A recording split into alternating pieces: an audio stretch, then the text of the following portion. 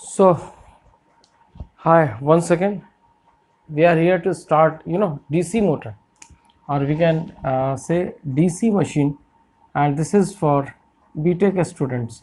DC machine. So, as you know, this is machine. जैसा कि हम लोग जानते हैं, ये हमारा मशीन है, और मशीन के पास क्या होगा? मशीन के पास दो पार्ट होते हैं.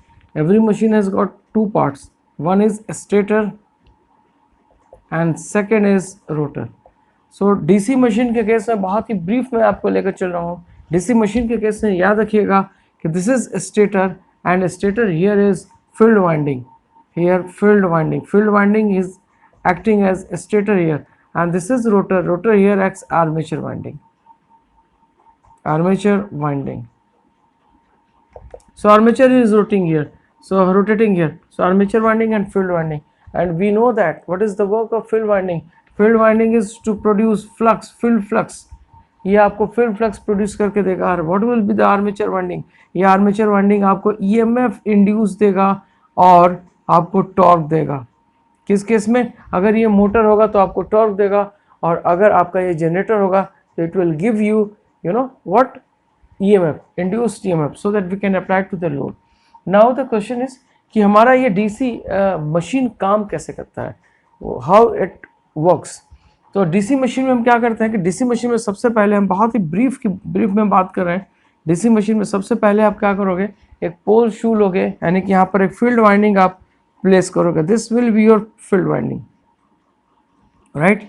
So this is field winding, and it has to create what it has to create the magnetic field, plus minus, and this is current I field current is flowing, and this is producing magnetic flux. तो इसका काम क्या है? ये आपको flux produce करेगा, and it is producing flux. This is flux, ठीक है. सो मैग्नेटिक फील्ड ने आपको मैग्नेटिक फील्ड प्रोड्यूस करना किसका काम है? स्टेटर का. इसने आपको मैग्नेटिक फील्ड प्रोड्यूस करके दे दिया. Now second comes armature. ये आपका, इसको हम इस तरीके से कवर कर देते हैं, और कवर करने का बेनिफिट हमारे को मिलता है कि दिस इज योर बेस, और ये हमारा योक के फॉर्म में आ गया. ये योक हो गया, मैकेनिकल स्ट्रेंथ भी देती है, और प्लस साथ ही साथ आपको यूनिफॉर्म मैग्नेटिक फील्ड भी क्रिएट करने में मदद करती है, राइट? सो ये आपका शेप होता है. Fine. Now the question is कि वेयर इज आर्मेचर. अब यहाँ पर हम क्या करते हैं कि दिस इज आवर आर्मेचर. यहाँ पर हम आर्मेचर कंडक्टर को प्लेस करते हैं, और ये हमारे कार्बन ब्रशेस होते हैं. This is carbon brush. ये हमारे आर्मेचर कंडक्टर्स हो गए, ये आर्मेचर कंडक्टर्स हो गए. सो this is the complete view of और ये आपके फ्लक्स कैसे मूव करेंगे. तो फ्लक्स यहाँ से, अब ये योक क्या काम करेगा? तो ये योक आपका काम करता है कि आपके मैग्नेटिक फील्ड को कंप्लीट करने में, यानी कि नॉर्थ टू साउथ और साउथ टू नॉर्थ मूव करने में आपको ये आयरन पार्ट प्रोवाइड करता है. तो एक तरफ मैकेनिकल बैलेंस भी आपको प्रोवाइड करता है ये, और आपके मैग्नेटिक फ्लक्स को मूव करने के लिए फ्रॉम नॉर्थ टू साउथ आपके लिए एक आयरन पार्ट भी प्रोवाइड करता है, जिससे कि आपके फ्लक्स का नुकसान ना हो. तो ये आपका होल कंडीशन है. This is stator and this is rotor. तो रोटर यहाँ पर कौन सा काम करेगा? Armature winding. आर्मेचर वाइंडिंग क्या करेगा? ईएमएफ और आपको टॉर्क देगा. फाइन. नाउ सबसे इंपॉर्टेंट बात ये आती है कि अगर मैग्नेटिक फील्ड में आपका कोई कॉइल अगर मूव करता है तो क्या होगा. तो मैग्नेटिक फील्ड में अगर कोई भी कॉइल आपका मूव करेगा तो उसमें ईएमएफ इंड्यूस होती है. अगर मैग्नेटिक फील्ड में किसी करंट कैरिंग कंडक्टर को रखा जाए तब क्या होगा? तो अगर मैग्नेटिक फील्ड में आप किसी करंट कैरिंग कंडक्टर को रखते हैं तो उसमें टॉर्क प्रोड्यूस होगा. तो torque for motor and EMF for generator, ये दोनों की प्रिंसिपल आपके कंप्लीट हो गई. Fine. Now the question is कि भाई अगर हम यहाँ पर सप्लाई क्या देंगे? तो सप्लाई हम यहाँ पर स्टेटर और रोटर दोनों पर हम डीसी वाइंडिंग, डीसी सप्लाई देते हैं. यानी कि we are not doing anything with the AC supply. AC supply की हम बात ही नहीं करेंगे, हम यहाँ पर डीसी सप्लाई देंगे. Fine.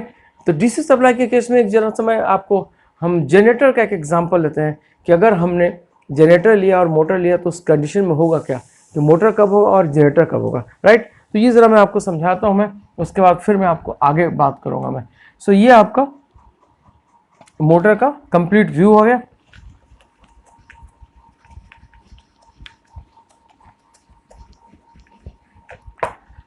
This is your DC machine, right? आइए हम बात कर रहे थे मोटर के और जनरेटर की, राइट ना। तो हमने क्या किया, हमने एक आपका हम इसे ऐसे भी दिखा सकते हैं, ये आपका ऐसे आ गया, ये आपने पाथ कंप्लीट करा। यहाँ पर वाइंडिंग न दिखाकर हम यहाँ पर भी वाइंडिंग दिखा सकते हैं कि दिस इज आवर वाइंडिंग। यहाँ पर हमने इसको वाइंडिंग हमने सप्लाई कर दिया, और इसमें हमने ये कहा कि हमारा करंट फ्लो कर रहा है, राइट। हमारा करंट फ्लो कर रहा है, इसका मतलब क्या हुआ कि यहाँ पर डॉट करंट फ्लो कर रहा है और यहाँ पर क्रॉस, ये डॉट और यहाँ पर हमने इस डायरेक्शन की करंट ले ली। ये आपको मैंने बताया हुआ है कि दुनिया में जितने भी इनवर्ट करंट हो गए, क्रॉस यानी कि इनवर्ट करंट के लिए डायरेक्शन होती है, इनवर्ट डायरेक्शन ली जाती है इसको, this is invert direction, and dot को जो ली जाती है वो आउटवर्ड डायरेक्शन ली जाती है, आउटवर्ड डायरेक्शन। इसका मतलब ये हुआ कि अगर ये आपको फील्ड वाइंडिंग के करंट को दिखा रहा है तो अब से हम इसको ऐसे भी दिखा सकते हैं। अगर आप इसको दिखाना चाहें तो आप ये कर सकते हैं कि हमने क्या किया है कि हमने ऐसा लिया और हमने ऐसा लिया ये, और यहाँ पर हमने वाइंडिंग यहाँ पर हमने ऐसे प्लेस कर दिया। तो वाइंडिंग प्लेस करने के बाद अगर देखा जाए तो ये करंट यहाँ से निकला करंट, और ये करंट जाएगा तो उधर से वापस ही तो आएगा। तो एक जगह से आपको बाहर निकलता हुआ दिखाई देगा और एक जगह से आपको अंदर दिखाई देगा। तो यही हमने ले लिया यहाँ से, ठीक है, कि यहाँ से ये बाहर की तरफ, इसको आप ऐसा कर दीजिए, ऐसे कर दीजिए। तो इसका मतलब क्या होगा, इस कंडीशन में अगर आपने हमने इसको ऐसे कर दिया, ये इसको आप दिखाओ मत, तो ये कंडीशन क्या कहता है कि अब ये पीछे से आ रहा है, यानी कि करंट आपका बाहर की तरफ निकल रहा है ना। सो अगर हम राइट हैंड थंब रूल का इस्तेमाल करें तो ये क्या बताएंगे, ये करंट बाहर की तरफ आ रहा है और यहाँ से ये अंदर की तरफ जा रहा है, तो हमारा फ्लक्स किधर जाएगा, हमारा फ्लक्स इस तरफ जाएगा, यानी कि this is the direction of flux, ये हमारा फील्ड फ्लक्स की डायरेक्शन होगी, राइट। सो फील्ड फ्लक्स, और ये हमारा पोल कौन सा होगा, so this will be equal to north pole, और ये हमारा साउथ पोल होगा। अब यहाँ पर ये आपकी मैग्नेटिक फील्ड आ गई। यहाँ पर हमने क्या किया कि एक आर्मेचर कंडक्टर रखा, ए बी एंड सी और डी, ठीक, A B C and D, और इसको हमने एक प्राइम मूवर से रोटेट कर दिया, this is called prime mover. Prime mover से हमने रोटेट कर दिया जनरेटर केस में। सो व्हाट विल हैपन, तो आपका ये कहता है कि अगर किसी भी कंडक्टर को हम मैग्नेटिक फील्ड में अगर रोटेट करते हैं तो उसमें ईएमएफ इंड्यूस होती है, तो कायदे से यहाँ पर ईएमएफ इंड्यूस होनी चाहिए। अब ये क्वेश्चन ये आता है कि कौन सी ईएमएफ इंड्यूस होगी, तो there are two types of EMF. One is, there are two types of EMFs we have already gone through. One is called transformer EMF, and second is called motional EMF. So सबसे पहले मैं आपको clear कर दूं कि transformer EMF में क्या होता है कि this is equal to n d∅dt, यानी कि फ्लक्स अपने आप यहाँ पर चेंज होगा, and this is equal to BVL sin theta. तो अब ये क्वेश्चन आती है कि यहाँ पर क्या होगा, तो बिकॉज आप आर्मेचर और फील्ड वाइंडिंग दोनों में आप डीसी सप्लाई यूज करते हैं। अगर हम यहीं पर इसका फील्ड वाइंडिंग, अगर हम इसका सर्किट डायग्राम अगर हम बनाना चाहें तो हम सर्किट डायग्राम इस तरीके से बना सकते हैं कि this is our field winding and this is our armature winding, ये हमारा आर्मेचर आ गया, this is RA and EB plus minus, यानी कि बैक ये आर्मेचर है, आर्मेचर में कंडक्टर्स होंगे, और कंडक्टर्स जब आपका मैग्नेटिक फील्ड में रोटेट होंगे तो उसमें ईएमएफ इंड्यूस होगी। अगर कंडक्टर है तो उसमें रेजिस्टेंस होगा, तो हम क्या करेंगे, this will be your source, यानी कि इसको हम एक बैटरी और एक रेजिस्टेंस से इंडिकेट करते हैं, यानी कि रेजिस्टेंस इंडिकेट करता है आर्मेचर कंडक्टर्स के रेजिस्टेंस को, और ये बैटरी जो उसमें ईएमएफ इंड्यूस होती है। और ये हमारा आर्मेचर आ गया और ये हमारा आपका फील्ड आ गया, राइट। तो इसको हम बोलते हैं कि दिस इज सीरीज, इसको हम सीरीज डीसी मशीन कह सकते हैं। अब ये चाहे मोटर की तरह इस्तेमाल कर लीजिए, चाहे आप जनरेटर की तरह इस्तेमाल कर लीजिए, ठीक है। अब यहीं पर अगर हम, ये हमारा सीरीज होगा, दिस इज सीरीज, ठीक है। अगर हमारे को शंट, यानी कि आपको ये फील्ड वाइंडिंग हो गया, फील्ड वाइंडिंग, अगर हमारे को शंट बनाना हो, ठीक, अगर शंट वाइंडिंग अगर हमारे को बनाना हो तो हम शंट कैसा बनाएंगे, तो यानी कि हम यहाँ पर लेंगे फील्ड वाइंडिंग, ये ऐसा रखेंगे, और यहाँ पर हम कनेक्ट कर देंगे किसको, आर्मेचर वाइंडिंग को, राइट। तो ये हमारा क्या बन गया, ये हमारा शंट हो गया। Why it is called shunt, shunt क्यों कहते हैं, दिस इज शंट, यानी कि ये हमारा फील्ड वाइंडिंग, ये armature and this is back EMF. Why we call it shunt, इसलिए शंट कहते हैं बिकॉज यहाँ पर फील्ड वाइंडिंग और armature winding both are connected in parallel. इसको सीरीज क्यों कहते हैं, बिकॉज फील्ड वाइंडिंग और armature winding both are connected in series. They are getting supply from the same voltage terminal, right? They are getting supply from the same, but they are connected in parallel because there will be a distribution of current, so they are connected in parallel. Fine, तो ये कहानी आपकी series. और अब question ये आता है, हमने इसकी बात की थी ट्रांसफॉर्मर ईएमएफ की और मोशनल ईएमएफ की, तो यहाँ पर कौन सा होगा? यहाँ पर ये नहीं होगा, क्योंकि ट्रांसफॉर्मर ईएमएफ वहीं पर होगा जहाँ पर आपका flux with respect to time change होगा, बिकॉज यहाँ पर आपने डीसी दिया हुआ, तो there is no chance of changing flux with respect to time, there is no chance. यहाँ पर फ्लक्स आपका with respect to time change नहीं होगा, तो ट्रांसफॉर्मर ईएमएफ यहाँ पर आपको नहीं मिलेगा। अंदर की बात है, जब हम कम्यूटेटर की बात करेंगे तब वहाँ पर बात करेंगे, तब वहाँ पर बताएंगे कि ट्रांसफॉर्मर ईएमएफ मिलता है और कहाँ मिलता है और कैसे मिलता है और कितनी परसेंटेज मिलती है। बट हम यहाँ इन टोटल अगर हम बात करें, नट शेल में बात करें, फॉर डीसी मशीन की बात करें, तो डीसी मशीन में हमारा ट्रांसफॉर्मर ईएमएफ हमें नहीं मिलता, हम डीसी मशीन में ट्रांसफॉर्मर ईएमएफ को काउंट नहीं करेंगे। अल्टीमेट काउंट किसे कीजिएगा? तो आप मोशनल ईएमएफ काउंट कीजिएगा, and that motional EMF is equal to E is equal to BVL sine theta. अब क्वेश्चन ये आती है कि what is BVL sine theta, कैसे काम करता है? तो बीवीएल साइन थीटा का मतलब कि ये आपका बी आ गया, दिस इज मैग्नेटिक फील्ड। अब क्वेश्चन आता है कि ये तो फाई है, मैग्नेटिक फील्ड कैसे आएगा? यस, बिल्कुल मिलेगा आपको। So phi will equal to B average into 2 pi R L upon P, ये हम लेते हैं। बहुत शॉर्ट में बता रहा हूँ और बहुत इंपॉर्टेंट पॉइंट्स बता रहा हूँ मैं। अब क्वेश्चन ये आती है कि सर आप बी एवरेज क्यों ले रहे हो? इसलिए कि लास्ट टाइम भी मैंने आपको डिस्कस किया था कि ट्रांसफॉर्मर में जो फ्लक्स ले आती है दैट इज मैक्सिमम ले आती है, और यहाँ पर बी एवरेज ले आती है, यहाँ पर मैग्नेटिक फील्ड एवरेज वैल्यू आती है। Why we are taking average value? Average value हम इसलिए लेते हैं क्योंकि हमारा जो फ्लक्स है that is crossing 2 air gaps, and 2 air gaps में हमारा एयर होगा और एयर में आपके फ्लक्स का नुकसान होगा, तो फ्लक्स का नुकसान झेलने के बाद जितना फ्लक्स मिलता है वही होता है। तो मान लिया कि एक जगह फ्लक्स मिला मेरे को 1 वेबर मिला और दूसरी जगह मिला मेरे को मिला 0.75, तो हम क्या करेंगे? दोनों का एवरेज ले लेंगे, 1 प्लस 0.75 डिवाइडेड बाई 2 कर देंगे, इसलिए हम यहाँ एवरेज वैल्यू लेते हैं। So this is average value. So phi will be equal to what? Phi is called, this is called flux per pole, this is called flux per pole, flux per pole, this is called flux per pole, this is B average and this is 2 pi R L by P. अब question ये आती है कि sir B average calculate कैसे करेंगे? What will be the formula? बहुत shortcut में बता रहा हूँ आपको, हमेशा याद रखिएगा, भूलिएगा नहीं।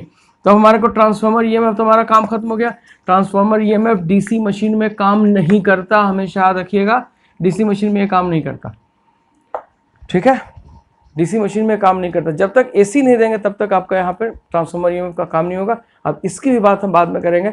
यूनिवर्सल मोटर में, यूनिवर्सल मोटर में आप थोड़ा सा कंसिडर कर सकते हैं ट्रांसफॉर्मर ईएमएफ की यूनिवर्सल मोटर में, क्योंकि यूनिवर्सल मोटर में क्या होता है, हम single phase AC supply use करते हैं, है ना? यानी कि डीसी सीरीज मोटर को हम कन्वर्ट कर देते हैं उसको ऑपरेट होने के लिए एसी पर, है ना? तो वो अलग केस होगी। अभी हम फिलहाल इसकी बात लिखेंगे, याद रखिएगा इस बात को कि उस कंडीशन में आपको ट्रांसफॉर्मर ईएमएफ को काउंट करना पड़ सकता है बिकॉज एसी आप सप्लाई दे रहे हैं, बट यहाँ पर हम काउंट नहीं करेंगे because we are not giving DC supply, sorry we are not giving AC supply. Now the question is कि हम बी एवरेज की वैल्यू क्या काउंट करेंगे? तो phi is equal to flux per pole and flux per pole is equal to B average 2 pi R L by P weber. So what is this? Is area, area इसका cylindrical portion है, नहीं cylindrical portion है, और यहाँ से यहाँ तक हम अगर आर ले लें और ये लेंथ ऑफ आर्मेचर ले लेने के लिए तो कंडक्टर ले लें एल, तो हमारे को सिलिंड्रिकल मिलेगा। तो सिलिंड्रिकल एरिया कितनी होती है? 2 pi R L by P, यानी कि P is equal to number of poles. Question क्या आता है? क्वेश्चन ये आता है कि बी एवरेज कैसे कैलकुलेट करोगे, क्योंकि यहाँ पर जो मैं आपको फॉर्मूला बताने जा रहा हूँ दैट इज वेरी इंपॉर्टेंट, बहुत बढ़िया फॉर्मूला आपको बताऊंगा, और वो बताऊंगा phi is equal to 4 pi P B L R. याद रखिएगा, ये बहुत लोगों को नहीं मालूम होता है। तो ये आपका, अगर हम बीपी यानी कि पीक वैल्यू अगर हम मैग्नेटिक फील्ड काउंट करें तो हमारा फॉर्मूला फ्लक्स पर पोल यही आता है निकल के। अब देखिए कि यहाँ से कैसे आ सकता है। तो मेरे भाई यहाँ बताओ, अगर हमारी मैग्नेटिक फील्ड की बात करें तो हमारे मैग्नेटिक फील्ड हम ऐसे लेते हैं, तो इस मैग्नेटिक फील्ड की एवरेज अगर मान लीजिए कि ये हमारा बी है, तो इसकी एवरेज हम क्या ले सकते हैं? यहाँ B average, and this is equal to B P, ये आपकी पीक वैल्यू है, and this is average value. तो ये हाफ वेव, मतलब ये हमारा फुल वेव मिल जाएगा। तो फुल वेव का हमारे को बी एवरेज की वैल्यू कितनी होती है? तो बी एवरेज के क्या लिखते हैं हम लोग? What is the value? बोलिए क्या होती है? 2 पाई पाई पी इंटू बी पीक, यही तो होती है 2 वी एम अपन पाई। आपने रेक्टिफायर में, full wave rectifier, half wave rectifier में खूब कैलकुलेट करा होगा। फुल वेव रेक्टिफायर की वी एवरेज वैल्यू कितनी होती है, 2 अपॉन पाई। हाफ वेव कितनी होती है, तो वी अपॉन पाई। तो यहाँ से हमने क्या लिया, बी एवरेज की वैल्यू ली 2 BP upon pi, 2 BP upon pi. तो मुझे क्या चाहिए, बी एवरेज चाहिए। सो बी एवरेज मैं अब इसको मैं आपको इसको जैसा मैं रब कर रहा हूँ उसको देख लीजिएगा आप लोग, ठीक है। इसको मैंने रब कर दिया। अब यहाँ देखिए फाई इज इक्वल टू कितनी होगी, बी एवरेज। तो बी एवरेज की वैल्यू कितनी होगी, 2 by pi and this is BP and this is 2 pi LR upon P, ठीक है। सो पाई और पाई कैंसिल हो गए, तो कितना मिलेगा हमको, 4 BP LR बाई P। ये हमेशा याद रखिएगा, ये अक्सर ऑब्जेक्टिव में पूछ दिया जाता है और हम लोग ढूंढते रह जाते हैं कि ये क्या है, कहाँ से आया था और कैसे आया था। तो मैक्सिमम वैल्यू, अब क्वेश्चन ये आती है, अब अगली बात करता हूँ मैं कि यहाँ पर कैसे हम यूज़ करेंगे बी को और फाई को, ठीक है। ये आपका फ्लक्स पर पोल आ गया, फ्लक्स पर पोल यानी कि एवरेज वैल्यू आपने कैलकुलेट कर लिया, फाइन। अब देखिए यहाँ पर इसकी हम बात करते हैं कि हम कैसे कैलकुलेट करेंगे। देखिए यहाँ पर मान लिया जाए कि आपका कंडक्टर जो है वो आपने ऐसे मूव करा, ऐसे, तो ये इसकी पेरिफेरल वेलोसिटी। हम बी कंडक्टर की बात करते हैं, we are talking about B conductor. तो बी कंडक्टर में हम इसकी वेलोसिटी ये होगी। अब ये कंडक्टर और मैग्नेटिक फील्ड के बीच की एंगल कितनी होगी, आपको क्या चाहिए, E is equal to BVL sine theta चाहिए। तो इस कंडीशन में बी की आपकी डायरेक्शन ये लीजिएगा और ये थीटा कितना आ गया, तो ये थीटा आपका 90 डिग्री आ गया। किसके लिए, बी कंडीशन के लिए, for B conductor, for conductor B, ठीक है। तो E is equal to BVL sine theta, ये आ गया आपके पास। सो बी एवरेज की वैल्यू ले लिया हमने, दिस इज बी एवरेज, ठीक है। सो BVL साइन थीटा, तो साइन थीटा यानी कि आपके रोटेशन, वेलोसिटी और मैग्नेटिक फील्ड के बीच की एंगल। तो आपको क्या मिलेगा, आपको मिलेगा B average V into L, यानी कि आपको यहाँ मैक्सिमम वोल्टेज मिलेगी। This will be equal to maximum voltage, तो आपको यहाँ मैक्सिमम वोल्टेज मिल गया, ठीक है। अगर हम यहाँ पर इसको कंडक्टर ऐसे घुमाएंगे तो ऑब्वियसली कंडक्टर ऊपर की तरफ जाएगा, तो ऊपर की तरफ जाएगा और ये ऐसे जा रहा है, तो यहाँ भी आपका सेम कंडीशन, यानी कि फॉर कंडक्टर सी क्या होगा, फॉर कंडक्टर सी यहाँ पर भी आपको E की जो मैग्नीट्यूड मिलेगी वो BVL ही मिलेगी। अब क्वेश्चन आता है, इसकी बात कीजिए, अब आप इसकी बात कीजिए, कंडक्टर ए की बात कीजिए। So what will be the value of conductor A, यानी कि EMF इंड्यूस्ड यहाँ पर कितनी होगी। अगर आप यहाँ पर आप देख लीजिएगा, इसको मैं रब कर रहा हूँ यहाँ पर, राइट। सो अब हम यहाँ पर बात करें कि यहाँ पर कंडक्टर की वैल्यू कितनी होगी। सो दिस यहाँ पे इस पॉइंट पर, यानी कि फॉर कंडक्टर ए, अगर हम ए की बात करें, so E will be equal to BVL sine 180 degree. So this will be equal to 0। क्यों, क्योंकि आपकी वेलोसिटी किधर जा रही है, इधर जा रही है, और मैग्नेटिक फील्ड किधर जा रहा है, इधर जा रहा है, तो दोनों के बीच की एंगल कितनी होगी आपकी 180 डिग्री, 0। अब हम बात करें कंडक्टर, फॉर कंडक्टर डी की, यानी कि डी में आपका क्या होगा, अब ये ऐसे घूमेगा, तो ऐसे घूमेगा, इस कंडीशन में क्या करेंगे कंडक्टर डी, तो E इज इक्वल टू क्या होगा, BVL साइन 0 डिग्री, यानी कि मैग्नेटिक फील्ड और V दोनों सेम डायरेक्शन में है, सो दिस विल बी अगेन 0। तो इसका मतलब एक बात तो तय हो गई कि अगर आपके पोल फेस पर अगर रहेगा कंडक्टर, यानी कि इस पोल फेस पर अगर कंडक्टर रहेगा तो आपको क्या होगा, मैक्सिमम वोल्टेज इंड्यूस मिलेगी, और अगर ऊपर रहेगा तो आपको वहां पर वोल्टेज 0 मिलेगी। This is the whole thing, इसी बात को हमको याद रखना है, यानी कि this is called interpolar region, this is called interpolar region. और ये यहाँ पर हमारे को EMF 0 होनी ही चाहिए, अदरवाइज हमारे को कम्यूटेशन में प्रॉब्लम ये क्रिएट करने लगता है। तो अब क्वेश्चन निकल के आ गया, बहुत बढ़िया सा हमारे को कंक्लूजन मिला, और कंक्लूजन क्या मिला कि अगर यहाँ पर 90 डिग्री यानी कि पोल एक्सिस से क्वाड्रेचर एक्सिस पे, सो क्वाड्रेचर एक्सिस बोलते हैं इसको, डायरेक्ट एक्सिस बोलते हैं, अगर डायरेक्ट एक्सिस पर रहा तो आपको EMF मैक्सिमम मिलेगा, और अगर क्वाड्रेचर एक्सिस पर गया यहाँ पर, तो यहाँ पर आपको EMF की वैल्यू कितनी मिलेगी, 0 मिलेगी। तो इसका हम यूटिलाइज करेंगे, हम निराश नहीं होंगे इससे, हम इसका इस्तेमाल करेंगे, और ये हमारे सेहत के लिए बहुत ज़रूरी है कि यहाँ पर EMF की वैल्यू 0 हो और यहाँ पर हमको हमारे को मैक्सिमम वैल्यू मिले। फाइन। अब क्वेश्चन ये आता है कि सर वो बात तो ठीक है आपकी, लेकिन मुझे एक बात बताओ कि ये साइन थीटा के टर्म में अगर ये जाता जा रहा है, तो हमारे को अगर प्लॉट करना हो तो ये कैसे हम प्लॉट कर सकते हैं, यानी कि हम इसकी वैल्यू को हम कैसे, अगर EMF को हमें प्लॉट करना हो तो EMF को हम कैसे प्लॉट करेंगे। अगर आप EMF को प्लॉट कीजिएगा इसी मूवमेंट से, तो आपको ईएमएफ कैसे मिलेगा, ये आपको ईएमएफ ऐसा मिलेगा। कैसे, अगर ए पर है तो यहाँ पर आपका कंडक्टर ए था तो आपको ईएमएफ की वैल्यू कितनी मिली, 0 मिली। ठीक है, कंडक्टर आपका जब बी पर गया तो आपको यहाँ पर ईएमएफ की वैल्यू कितनी मिली, मैक्सिमम मिली। कंडक्टर जब आपका डी पर आया यहाँ पर, तो यहाँ पर आपको वैल्यू कितनी मिली, 0 मिल गई। ठीक है, डी। और यहाँ पर सी पर मिली, लेकिन वो साउथ पोल के अंदर था, और यहाँ पर आपको जो मिला वो आपको सी मिला, यानी कि निगेटिव डायरेक्शन मिला। इसका मतलब ये तो ऑल्टरनेटिंग हो गया। मजे की बात आ गई, बहुत बढ़िया, कि हमने डीसी सप्लाई दिया। This is the thing to keep in mind, कि हमने डीसी दिया, लेकिन हमारे डीसी जनरेटर में कौन सा ईएमएफ इंड्यूस हुआ, तो अल्टरनेटिंग ईएमएफ इंड्यूस होगा। अब भाई मेरे को अगला सवाल ये आता है, and this is the turning point. अगला सवाल ये आता है कि इस डीसी को एसी कौन बनाएगा, इस एसी को डीसी कौन बनाएगा। यानी कि हमारे को यहाँ पर तो जो मिल गया ये साइनसॉइडल वेवफॉर्म मिल गया, डीसी देने के बावजूद हमारे को साइनसॉइडल वेवफॉर्म मिल गया। इसका मतलब क्या हुआ, इसका मतलब ये हुआ कि डीसी हम अगर सप्लाई देते हैं अपने डीसी मशीन में, तो हमारे को जो ईएमएफ इंड्यूस होती है, ईएमएफ जो इंड्यूस होती है, जनरेटर केस की बात कर रहा हूं मैं, जनरेटर केस में, मोटर पर भी नहीं जा रहा हूं मैं, जनरेटर केस की बात कर रहा हूं, कि हमने अपने फील्ड वाइंडिंग में डीसी सप्लाई दिया था और अपने आर्मेचर को रोटेट कराया with the help of prime mover, और उस प्राइम मूवर को रोटेट करने से जो हमारा आर्मेचर में ईएमएफ जो इंड्यूस हुई वो तो ऑल्टरनेटिंग हो गई। तो डीसी कैसे हुआ, क्वेश्चन इज डीसी कैसे हुआ, कैसे हम कहते हैं कि डीसी हो गया। Yes, we will say this is DC. अब क्वेश्चन आता है कि डीसी मशीन में आपके पास एक, क्या बोलते हैं, एक बहुत ही बढ़िया सा आपके पास कंपोनेंट है, and that component is called commutator. और वो कम्यूटेटर क्या काम करता है, तो वो कम्यूटेटर डीसी जनरेटर में आपको कन्वर्ट करके ये रेक्टिफायर की तरह देगा, यानी कि ऑल्टरनेटिंग क्वांटिटी को क्या कन्वर्ट कर देगा, आपको डीसी में कन्वर्ट कर देगा।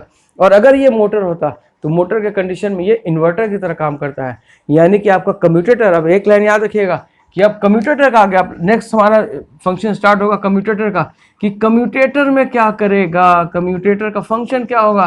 तो कम्यूटेटर का फंक्शन होता है रेक्टिफायर की तरह, किसमें, जनरेटर, डीसी जनरेटर में काम करता है रेक्टिफायर की तरह। यानी कि रेक्टिफायर का मतलब क्या, कि एसी को डीसी में कन्वर्ट करना, सो एसी को डीसी में कन्वर्ट कर देना। और अगर यही हमारा commutator, this is DC generator, और यही हमारा कम्यूटेटर इन्वर्टर की तरह काम करता है।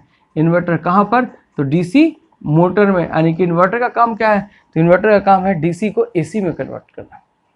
तो मोटर के केस में क्या करेगा कि डीसी को एसी में कन्वर्ट कर देगा, और जनरेटर में जो केस में क्या करेगा, तो आपका एसी को डीसी में कन्वर्ट कर देगा। तो अगला हमारा जो पड़ाव होगा that will be the function of commutator. बहुत ही इजी लैंग्वेज में, बहुत आसान से लैंग्वेज में आपको समझाऊंगा, बहुत ही आसानी समझ में आ जाएगा कि आखिर कम्यूटेटर फंक्शन करता कैसे है।